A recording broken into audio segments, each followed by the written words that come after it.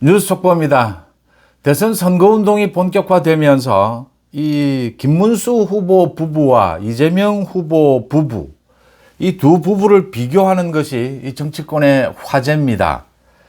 그러니까 최근 들어서 김문수 후보 부부가 이 설란영 여사가 이재명, 김혜경에 대해서 소위 뼈를 때렸죠. 법인카드를 어떻게 쓸 수 있느냐, 법인카드를 가지고 어떻게 제사상을 차릴 수가 있느냐, 또 관용차를 공식적인 행사가 아니고서 관용차를 쓸 생각을 어떻게 하느냐, 자신은 모두 자신이 직접 운전해서 다닌다, 이런 이야기도 했고, 두 사람이 어제는 이제 조계종 한 행사에서 두 사람이 만나기도 했습니다. 그래서 과거의 인연도 이야기를 했습니다.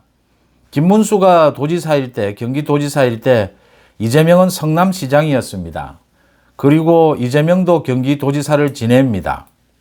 같은 경기도지사 출신이고 과거부터 인연도 있었고, 그래서 이 두 사람을 비교하는, 이게 정치권의 화제가 될 수밖에 없습니다. 그러니까 오는 18일부터 공식 토론회가 3차례 열립니다.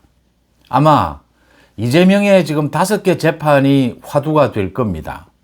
이 이재명의 5개 재판, 5개 혐의를 놓고 가장 정말 국민들 앞에서 가장 정밀하게, 또 이 와닿게, 세세하게 이 비리가 얼마나 심각한 것인가를 설명할 수 있는 사람이 누구냐? 김문수 부부라고 보입니다. 이 3번의 토론회에서 이재명은 완전히 몰락할 것이다, 예상을 해볼 수 있는 대목입니다.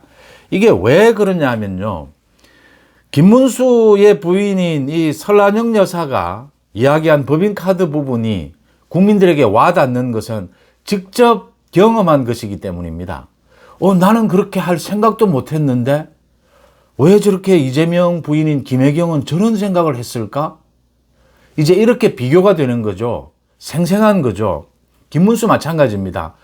김문수는 대장동이나 백현동보다 그 수십 배에 달하는 신도시를 개발을 했습니다. 소위 평택, 그거보다 더 큰 게 판교였죠. 여러 곳에 신도시를 개발했는데 이런 이재명처럼 비리 혐의가 단 한 건도 없었습니다. 논란도 없었습니다. 김문수가 이야기하는 것이죠.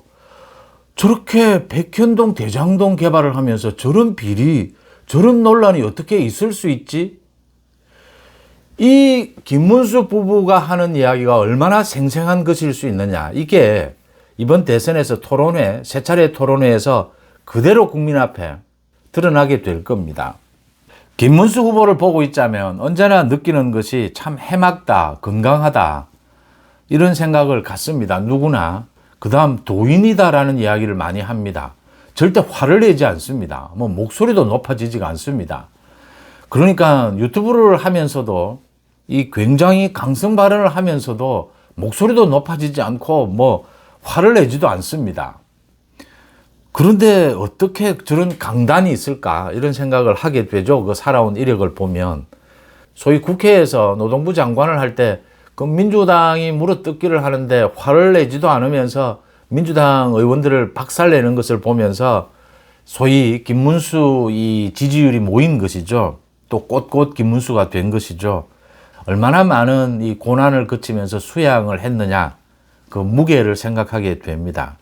또 이 설란영 여사도 그런 부분을 생각하게 됩니다. 노동운동을 하면서 같이 만난 것이다. 토론회에서 김문수 후보가 이제 이재명의 이 5가지 혐의에 대해서 정말 생생하게 경험을 통해서 국민들에게 설명하게 될 겁니다. 이 이야기입니다.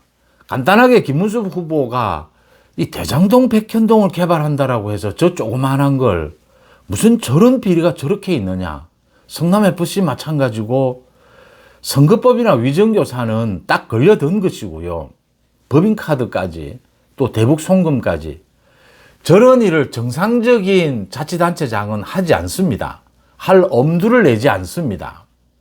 왜냐하면 1992년도에 지방자치제가 실시된 이후에 10년 동안 모두 이런 일이 다 터졌습니다. 지금 이재명의 5가지 혐의, 재판. 그래서 지방자치단체장들이 제정신이라면 아예 이런 걸 하려고 하지를 않습니다. 관사도 없애버리려고 합니다. 그런데 이재명은 그 짓을 한 겁니다. 설한영 여사가 이야기하는 법인카드를 왜 가지고 왜 제사상을 차리지? 왜 밥을 사 먹지? 이해가 안 되는 겁니다. 이게 김문수 후보가 경기도지사를 할 때가 2010년이었습니다. 그때는 이미 자치단체장들의 이런 갑질이라든지 비리가 다 이 폭발을 했기 때문에 이제 정리가 됐던 겁니다. 근데 이재명은 성남시장부터 경기도지사를 하면서 이 짓을 계속한 겁니다. 이재명은 법을 어기는 소위 교도소의 담장을 넘나들면서 자신의 정치적 세력을 키워온 것이죠. 이재명은 이런 비리를 저지르지 않고서는 자신의 업적을, 지금 이재명이 가장 강조하는 자기가 일은 잘한다라고 하는데 범법을 잘하는 것이죠. 이게 조폭의 논리죠. 조폭은 싸움을 잘하죠. 이 범법, 불법을 잘 저지르죠. 그 부분이죠. 그걸 능력이라고 할 수는 없지 않습니까? 제가 한 번씩 꼭꼭 지적을 했던 부분입니다. 대장동 백현동을 해서 이재명은 뭐 당군 이래의 최대의 수익을 시민들에게 돌려줬다라고 이야기합니다. 시민들에게 돌려준 부분이 있을 겁니다. 그런데 거기에서 엄청난 비리가 발생을 했습니다. 지방자치단체장은 김문수처럼 신도시를 만들어도 이런 비리가 발생하지 않도록 각종 생기는 이익을 시민들에게 돌려줘야 합니다. 또 그걸 가지고 뭐 공원도 조성하고 뭐 여러 가지 조건을 겁니다. 이 절차상에 하자가 생기지 않도록, 나중에 그런 문제가 생기지 않도록, 이게 이제 행정의 능력입니다. 삼성이라고 하는 대기업을 경기도에 유치하려고 한다. 특혜를 줘야 합니다. 그런데 특혜를 주면 비리에 걸려듭니다. 어떻게 해야 되겠습니까? 공무원들이 비리에 걸려들지 않도록 할 수 있는 범위 내에서, 그리고 다른 여러 가지 정치적 역량을 동원해서 삼성을 유치합니다. 모든 규제를 다 풀어버리고 특혜를 줘버리면 모든 기업들 다 유치할 수가 있죠. 이 균형감입니다. 김문수는 이 균형감이 있어서 비리에 말려든 적이 없는 것이고 이재명은 걸려든 겁니다. 이재명은 이게 법을 넘나드는 것이, 불법을 저지르는 것이 아무것도 아니었던 겁니다. 불법을 저질러야만 자기 성과를 올릴 수 있었던 것이죠. 그래서 범죄 정치인입니다. 조폭과 같은 것이죠. 대북 송금, 모든 자치단체장들이 북한을 방문하고 싶었습니다. 방문하려고 북한과 접촉을 했습니다. 민화협의죠. 북한에서 당연히 요구를 합니다. 거기에서 접습니다. 또는 다른 방법으로 뭐 씨앗을 준다든지 농업 뭐 기술을 전수한다든지 다른 방법을 택합니다. 돈을 줘서는 걸려들기 때문입니다. 그런데 이재명은 쌍방울이라는 기업을 통해서 돈을 줄 생각을 합니다. 이게 조폭과 같은 생각이죠. 이런 생각을 다른 자치단체장은 하지 못합니다. 몰라서가 아니고 그렇게 하면 그건 행정력, 정치력이 아니다. 조폭처럼 불법으로 싸움을 저질러서 일을 해결하려고 하면 누구든지 할 수 있습니다. 그런데 그렇게 하지 않는 이유는 정상적인 시민의식이 있기 때문이죠. 대장동 백현동과 마찬가지로 대북송금도 이런 식으로 선을 넘은 것입니다. 성남FC 이재명은 이야기합니다. 성남FC를 통해서 협찬금을 받아서 광고료 쪽으로 받아서 자기가 1원도 챙기지 않았다라고 이야기합니다. 모두 시민들에게 돌려줬다. 성남FC를 통해서. 이재명처럼 이런 식으로 성남FC 이 축구단을 꾸릴 예정이었다면 전국의 모든 자치단체장들이 다 축구단을 잘 운영할 수 있습니다. 자치단체장이 뭔가 혜택을 줄 테니까 성남FC에 광고 좀 해라. 이 협찬 좀 해라. 기업들이 다 합니다. 마찬가지거든요. 특혜를 받는 걸로. 기업은 그 특혜를 받아서 더한 이익을 누리거든요.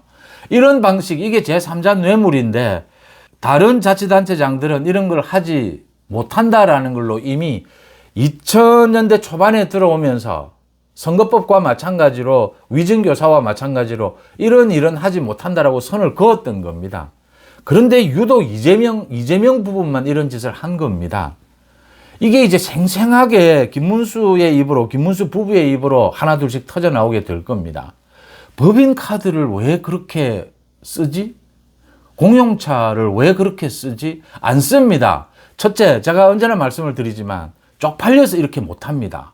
정상적인 사람은 일반 기업이나 자치단체장이나 주변에 자기 비서들이나 공무원들이 다 압니다. 보고 있습니다. 성남시 공무원들이 있고 경기도의 공무원들이 있습니다. 다 보고 있습니다. 저 도지사라는 사람이, 도지사 부부라는 사람이 이제 다 정리가 된, 이 지방자치제가 실시된 이후에 많은 논란이 있어서 많이 구속되고 처벌을 받았습니다. 그래서 정리가 다 됐는데 아직도 저런 짓을 하네? 법인카드로 공관에서 법인카드를 사용하고 저렇게 김혜경이 관용차를 타고 다니네? 자기 차처럼 쓰네? 저런 짓을 해서는 안 되는데 말을 해봅니다. 통하지 않습니다. 그러면 공무원들은 자기들이 책임을 지지 않는 방향, 그 선에서만 협조를 합니다. 그리고 모두 뒤에 돌아가서 저 이재명 부부는 아직 정신 못 차린 저런 스타일이다. 두 가지 부류로 나뉩니다. 이재명과 선을 긋거나 아니면 이재명에게 아부해서 인사에서 좀 이익을 바라는 이런 두 가지 공무원 부류로 나뉘게 됩니다.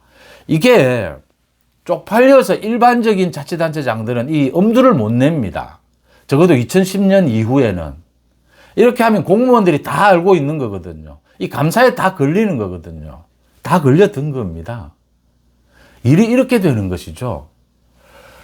자치단체장이 관내에 있는 기업에 가서 자기 일원 하나 챙기지 않았다.